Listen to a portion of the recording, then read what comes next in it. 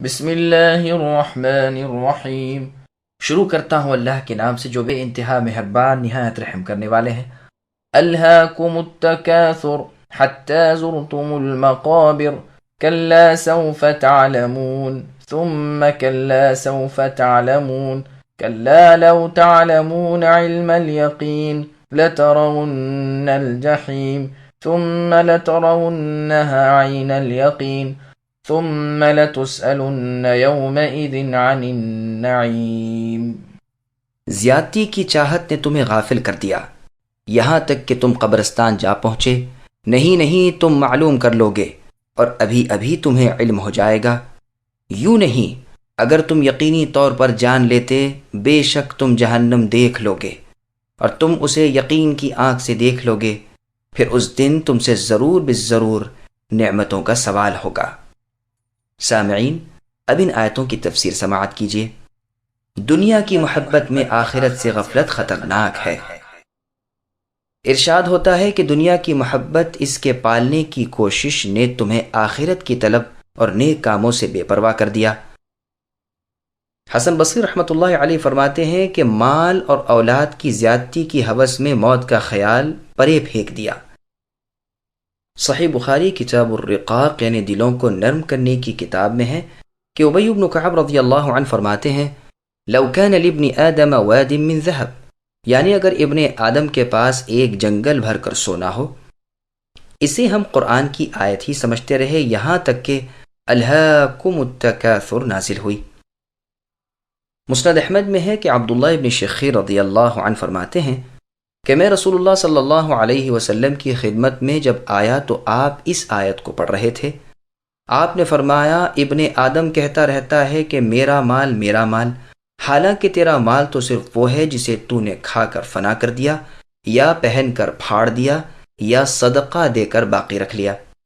صحیح مسلم میں اتنا اور زیادہ ہے کہ اس کے سوا جو کچھ ہے اسے تو لوگوں کے لیے چھوڑ چھاڑ کر چل دے گا۔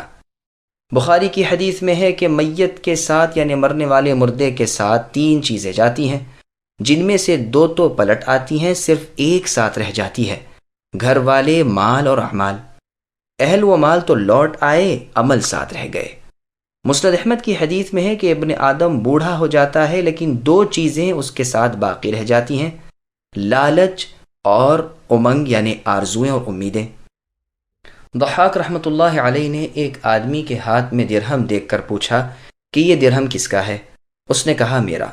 فرمایا تیرا تو اس وقت ہوگا کہ کسی نیک کام میں تو خرچ کر دے یا بطور شکر اللہ تعالیٰ کے خرچ کرے۔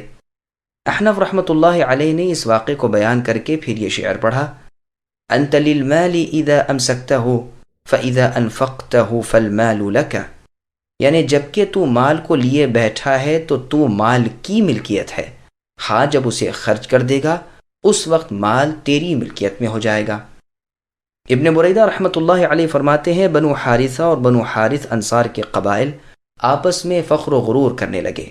ایک کہتا، دیکھو ہم میں فلاں شخص ایسا بہادر، ایسا جیوٹ یا اتنا بڑا مالدار وغیرہ ہے۔ دوسرے قبیلے والے اپنے میں ایسوں کو پیش کرتے تھے۔ جب زندوں کے ساتھ یہ فخر و مباحات کر چکے تو کہنے لگے کہ آؤ قبرستان میں چلیں۔ وہاں جا کر اپنے اپنے مردوں کی قبروں کی طرف اشارہ کر کے کہنے لگے، بتلاؤ اس جیسا بھی تم میں کوئی گزرا ہے؟ وہ انہیں اپنے مردوں کے ساتھ الزام دینے لگے۔ اس پر یہ دونوں ابتدائی آیتیں اتریں کہ تم فخر و مباحات کرتے ہوئے قبرستان پہنچ گئے اور اپنے اپنے مردوں پر بھی فخر و غرور کرنے لگے۔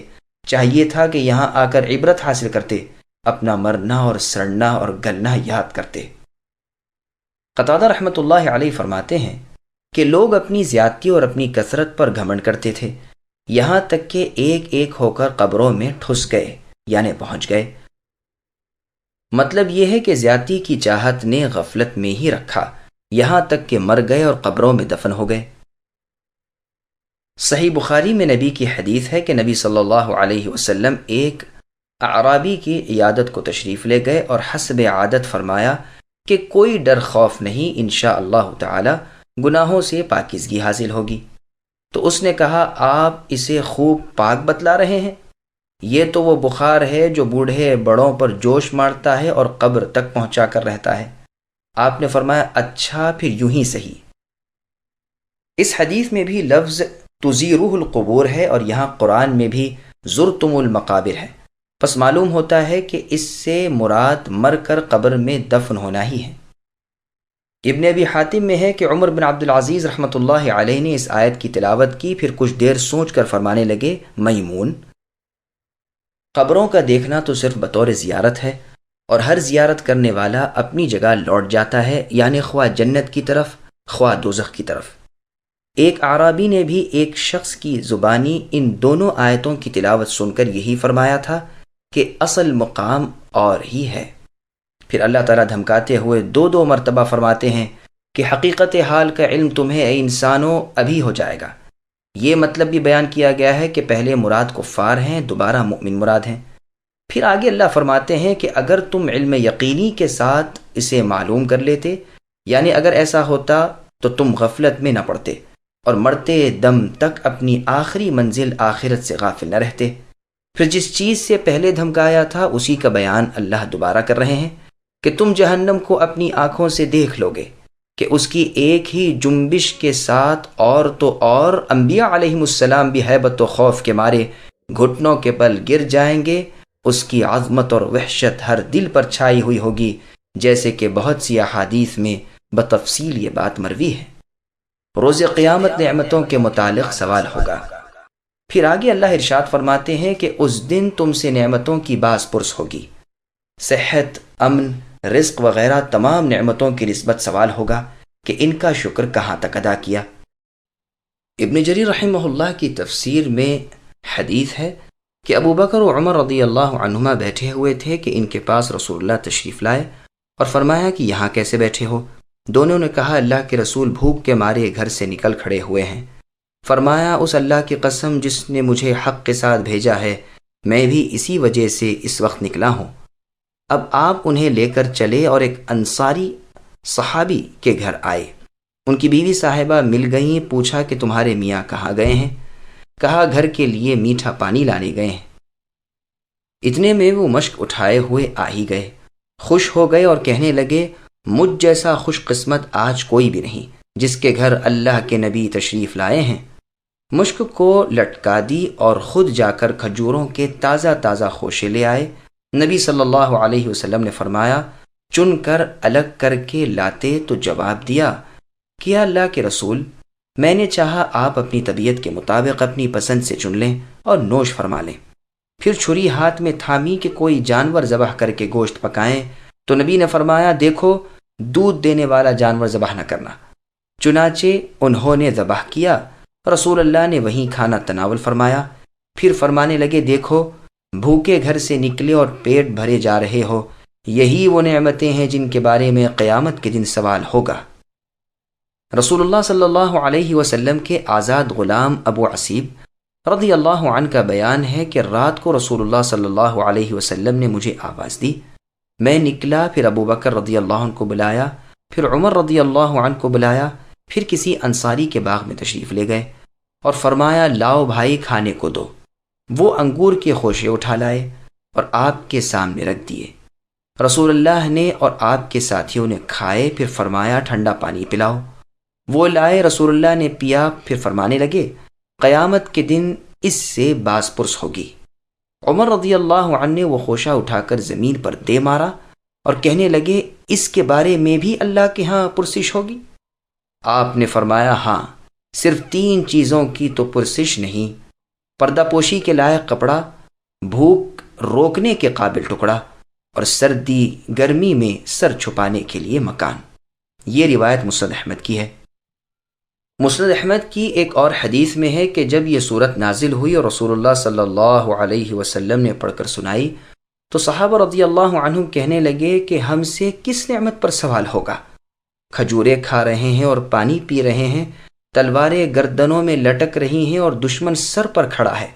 نبی صلی اللہ علیہ وسلم نے فرمایا گھبراؤ نہیں، ان قریب نعمتیں آ جائیں گی۔ عمر رضی اللہ عنہ فرماتے ہیں کہ ایک مرتبہ ہم بیٹھے ہوئے تھے کہ رسول اللہ صلی اللہ علیہ وسلم تشریف لائے اور نہائے ہوئے معلوم ہوتے تھے۔ ہم نے کہا اللہ کے رسول اس وقت تو آپ خوش و خرم نظر آتے ہیں۔ رسول اللہ نے فرمایا ہاں، پھر لوگ تونگری کا ذکر کرنے لگے تو رسول اللہ صلی اللہ علیہ وسلم نے فرمایا، جس کے دل میں اللہ کا خوف ہو اس کے لیے تونگری کوئی بری چیز نہیں، اور یاد رکھو متقی شخص کے لیے صحت تونگری سے بھی اچھی ہے، اور خوش نفسی بھی اللہ کی نعمت ہے۔ کن کن نعمتوں کے متعلق سوال ہوگا؟ ابن ماجہ میں یہ حدیث ہے، ترمذی میں ہے، نعمتوں کے سوال میں قیامت والے دن سب سے پہلے یہ کہا جائے گا کہ اے ابن آدم، کیا ہم نے تجھے صحت نہیں دی تھی اور ٹھنڈے پانی سے تجھے آسودہ نہیں کیا کرتے تھے؟ ابن ابی حاتم کی ایک اور روایت میں ہے کہ امن اور صحت سے سوال ہوگا، پیٹ بھر کھانے سے، ٹھنڈے پانی سے، سائے دار گھروں سے، میٹھی نیند سے بھی سوال ہوگا، شہد پینے سے، لذتیں حاصل کرنے سے، صبح شام کے کھانے سے، گھی، شہد اور میدے کی روٹی وغیرہ، غرض ان تمام نعمتوں کے بارے میں اللہ کے ہاں سوال ہوگا۔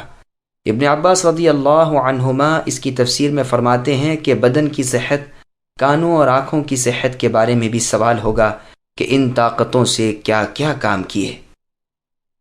جیسے قرآن کریم میں ہے، اللہ تعالیٰ نے فرمایا، ان السمع والبصر والفؤاد كل اولئک کان عنہ مسئولا، ہر شخص سے اس کے کان، اس کی آنکھ اور اس کے دل کے بارے میں بھی پوچھ ہوگی۔ صحیح بخاری وغیرہ کی حدیث میں ہے کہ دو نعمتوں کے بارے میں لوگ بہت ہی غفلت برت رہے ہیں، صحت اور فراغت، یعنی نہ تو ان کا پورا شکر ادا کرتے ہیں، نہ